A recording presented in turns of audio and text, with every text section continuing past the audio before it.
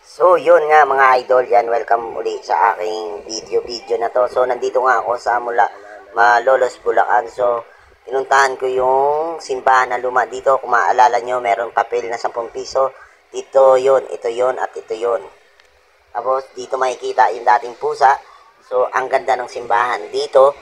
At yung karawahe ni Emilio Aguinaldo na ginamit niya. So yan, mga idol ko, tignan nyo maigi at basahin nyo. Tinutuan ko ng maigi yan ng camera para mabasa nyo.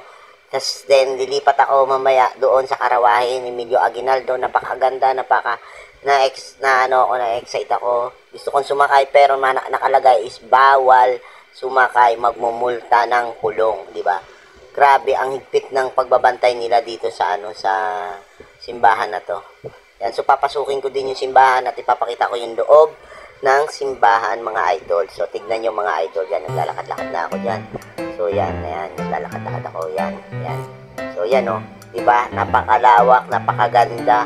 Talagang hindi na siya yung dating simbahan, ni-renovate na siya.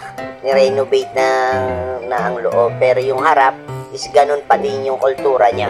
May binago lang ng kaunti. So yan mga idol, medyo kinat ko yung video.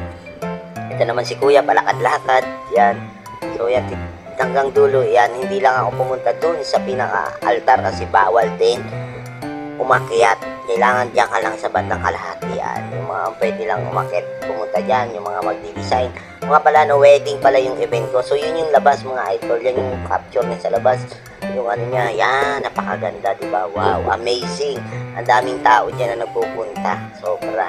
Ang daming taong nagpupunta dyan. Sobra, na mga photographer na kinukuhanan yan. So yan na mga idol yung karawahe ni Emilio Aguinaldo.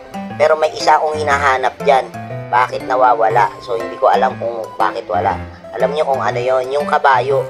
So wala na siya, diba? Siguro patay na yan. Patay na yon. So yun mga idol. So ang tagal na yan. Ang tagal na ng simbahan na yan.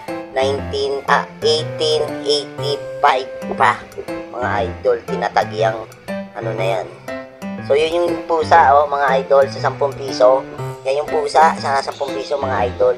So yan tinitigan ko, lalapitan ko. Yan tignan nyo, para siyang mga anak mal. Pero joke lang, lahi na siguro yan, sabi nila dyan. Lahi na raw yan dun sa 10 piso na pusa. So yan ang lahi, diba? Tapos yan yung repulto niya. Yan si Emilio Aguinaldo. So tinutukan ko din yan. So yan, pagka gusto nyo, screenshot nyo para mabasa nyo lang. Tinutukan ko naman siya para mabasa nyo na maigi yan. So yun lang mga idol sa aking video na yon. Yan, maraming salamat sa inyo. Goodbye!